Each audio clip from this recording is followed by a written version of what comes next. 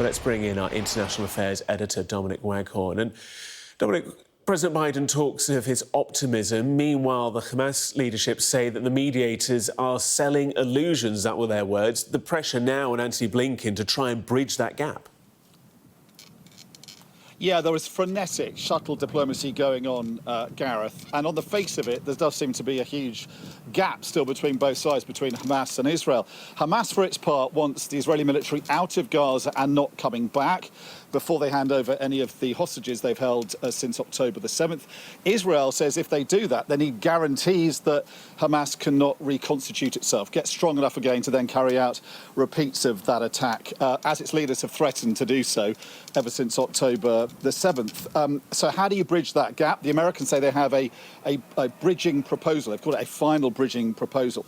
And it seems to focus on two strips of land. One is the Philadelphia corridor, as it's called. That is the strip of land about 9 miles long that separates Gaza from Egypt. And through that, or under it, Hamas has smuggled in weapons and personnel for years, and Israel is determined that that should be stopped. So the solution to that, if the Israeli military pulls out, appears to be some kind of technical solution. We're not sure what it is. Could be listening devices, who knows what it would be. But that is the sort of the less significant challenge. The bigger challenge is the Netzarim corridor.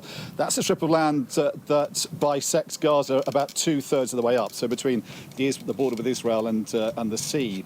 And the Israelis say if they pull out of there, then Hamas will be able to flood the north again with Hamas fighters, and that will make them a major threat to Israel again. And over that, there does seem, if you read certainly what the Israeli media are saying, the proposal seems to be assuring the Israelis that they would be able to go back in under any deal that could last 6 weeks or so.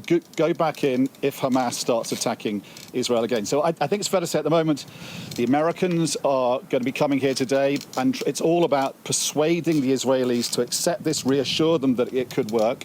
And then if they do, the Egyptians and Qataris will then persuade Hamas to agree to it during the week next week. And the plan is, if this all goes well, a ceasefire deal by the end of next week. If you read sort of well-connected and respected Israeli commentators, they would also say that aside from the diplomacy, there's the politics you have to worry about as well. And they are not convinced that the Israeli Prime Minister Benjamin Netanyahu still wants to sign a deal, because if he makes concessions that seem to be proposed in this deal, his far-right coalition partners could then walk out on him and his government could collapse. So there's a huge amount of ifs and buts still to go, but a lot of activity trying to make this work.